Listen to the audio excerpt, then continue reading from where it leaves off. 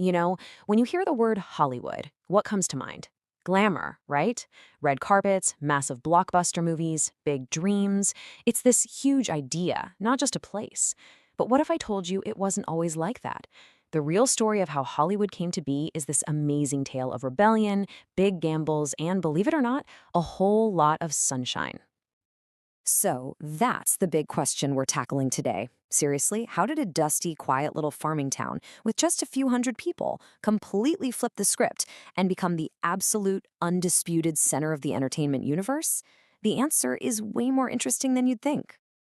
I mean, just look at this. The scale of this transformation is absolutely staggering. We're talking about a place that literally went from dusty dirt roads to glamorous red carpets, from a tiny little farm community to a global symbol for making it big.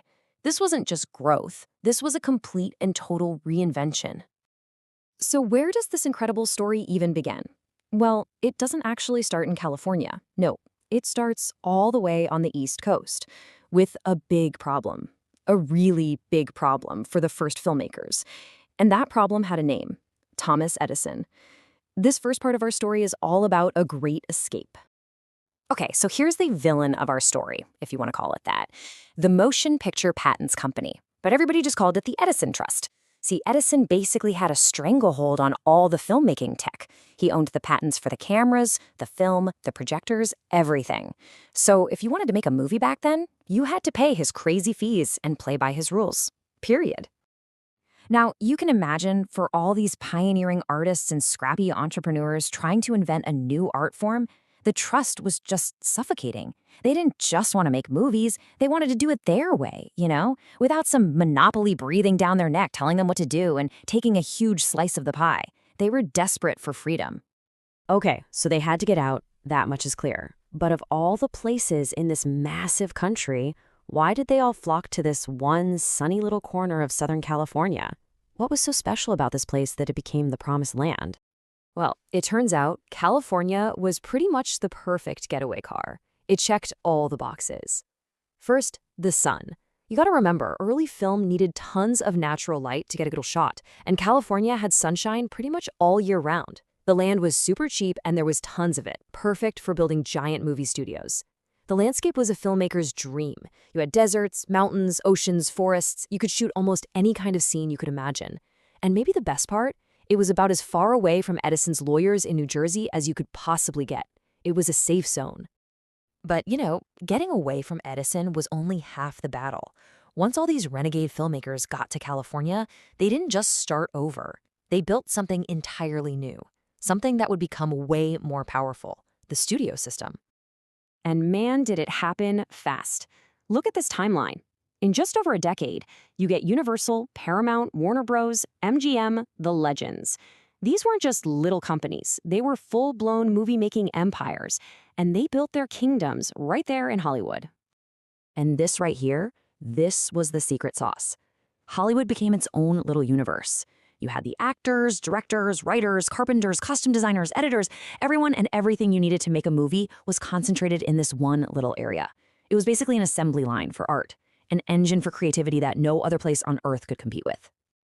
And as this movie machine grew, it started to define the town itself. And there's no better story than the Hollywood sign. Get this. That iconic sign we all know, it originally had nothing to do with movies. It was basically a giant real estate ad for a new neighborhood called Hollywoodland. But the movie industry's gravity was so strong that the sign just got pulled into its orbit, eventually becoming its symbol. They dropped the land, and the rest is history. So, the machine is built, the players are in place, and now Hollywood was ready to go global. This next chapter, from about the 1930s to the 50s, we call it the Golden Age. And this is when Hollywood stopped just making movies and started making culture. This is where the whole idea of the movie star as we know it was born. People like Charlie Chaplin, Clark Gable, Marilyn Monroe, they were more than just actors. They were larger than life. They were global heroes that people everywhere looked up to. And at the same time, the technology was just exploding.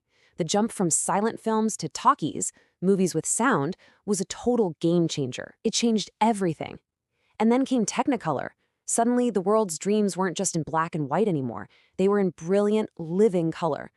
The movies just kept getting bigger and more powerful. It all adds up to this. Hollywood's influence started to leak out of the movie theaters and into everyday life. What people wore, how they talked, what was considered cool, so much of that was being shaped by what they saw on the big screen. It was exporting a uniquely American dream to the entire world. Okay, so that brings us all the way to today. The world has obviously changed a ton since the Golden Age. We've got streaming, global competition, the internet.